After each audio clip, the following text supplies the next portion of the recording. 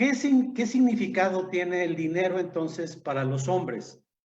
El tener o no tener. Si tengo, ¿qué significa? Si no tengo, ¿qué significa? Marco, si quieres, le abordamos en esto o le seguimos con el tema esto de lo que yo he estado planteando o que tú planteaste y que pusiste sobre la mesa de que el hombre que no trabaja se feminiza.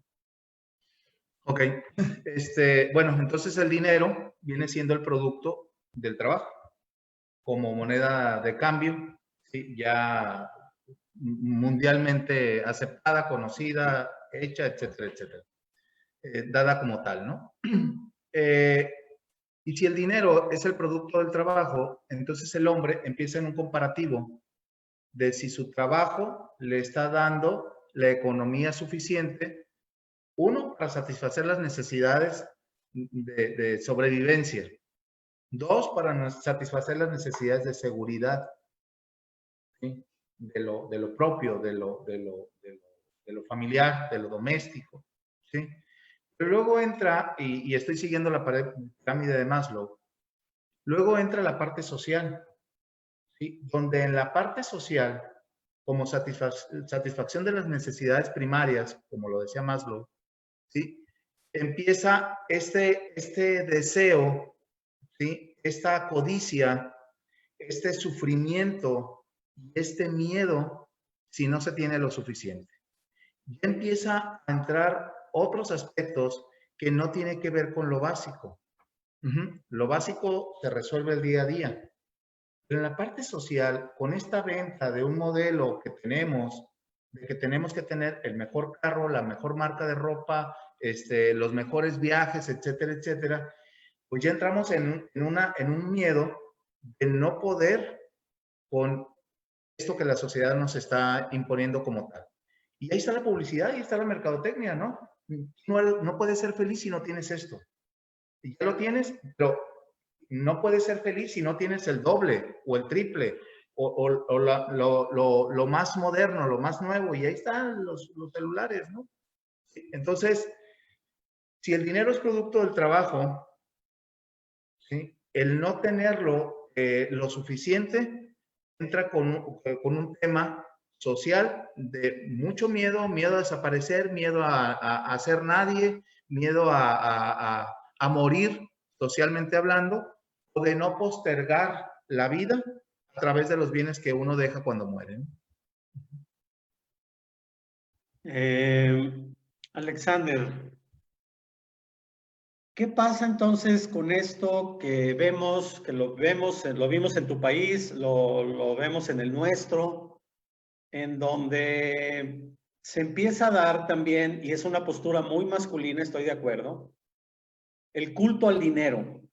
Es decir, en donde ya trasciende esta cuestión de sobrevivencia, de seguridad, y se vuelve una ansia de dinero, ansia de poder, ansia de control, y se convierte en culto que se ve en muchos ámbitos, ¿no? de la vida social, económica, política de nuestros países, sobre todo la cuestión del crimen organizado, ¿no? Y de cuestiones que ya es el dinero por el dinero, ¿no? Y efectivamente tiene una visión masculina. ¿Qué podrías comentar sobre esto, Alexander? Y también Marco, ¿no? Ahorita que regresemos en este tema. Hay un conflicto de paradigmas. En este caso hay un conflicto de paradigmas cristianos, porque ni siquiera las puedo llamar judeocristianos, porque los judíos tienen una forma de relacionarse diferentísimo con el dinero que a los que fuimos creados en una cultura cristiana. Entonces, dentro del paradigma cristiano, ser pobre es una virtud.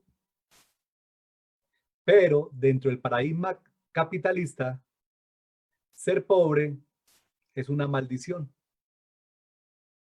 Y los hombres y las personas estamos en esa dicotomía entre el paradigma de Dios cristiano, de que ser pobre es una virtud, y estamos viviendo actualmente en un paradigma capitalista, donde tener dinero es una virtud.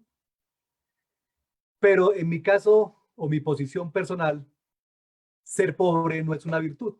Al contrario, la pobreza lleva a muchas personas a perder la dignidad y a cometer fechorías para poder sobrevivir, que es lo que pasó y sigue pasando en este país y en México con respecto al narcotráfico. Los grandes capos de la droga, pues era gente demasiado pobre. Estamos hablando de las personas que ya sabemos, no venían realmente de familias adineradas, no eran de familias de un linaje que ostentaban el poder, al contrario, eran de las comunas, de las barriadas, y se dieron cuenta que una forma de resarcir esa injusticia del tener o no tener era a través del dinero, sea como sea. Y es cuando terminan inmersos en este tipo de hechos delictivos. ¿Y por qué delictivos? Porque realmente va en contra de la dignidad humana. Pero quien los saca, quien los pone en la palestra de lo político, en la palestra de lo altruista, es el dinero, independientemente que hubiera llegado por el narcotráfico. Qué opinas, Marco, sobre este? Sí, totalmente de acuerdo. El tema de la corrupción empieza con un asunto personal. Antes de la corrupción social, empieza la corrupción del individuo en sí mismo por el hecho de pensar o sentir que no tiene lo suficiente o no tener lo suficiente. Pero cuando empieza a tener lo suficiente, continúa en ese camino de corrupción. Hay un experimento que se ha hecho con personas y con ratas también de laboratorio. A las personas se les pone un globo y se les pone electrodos, ¿sí?, en la cabeza. Tienen que ir inflando un globo, una computadora. El que infle el globo más grande se va a ganar $500. ¿Sí? Entonces las personas ya saben que el globo está demasiado grande, pero es tanto el querer ganarle a los demás por inflar el globo más grande, el globo revienta. Con ratas, ¿sí?, se les ponen también electrodos y tienen que tocar una palanca que les da un efecto de placer, un líquido, un efecto de placer, y eso genera dopamina, ¿sí? Igual en lo de los globos, genera dopamina. Y las ratas es tanto estar presionando la palanca, mueren, ¿sí? Mueren por el exceso de dopamina en el cerebro. Acá traducido en la conducta humana se llama codicia. ¿Sí? Una vez que se han satisfecho las necesidades personales, que el mismo trabajo tendría que dárnoslo, ¿sí?, pues queremos más y más y más y más, y es un tema de no parar. Yo mismo me lo he puesto, ustedes me conocen, de lunes a domingo trabajo. Digo, ¿en qué momento tengo que parar? Entonces, tengo mi meta, sí, que con el favor de Dios, digo, soy creyente. Tengo mi meta que digo, ahí le tengo que empezar a desacelerar para disfrutar la vida, porque no la disfruto. ¿Sí?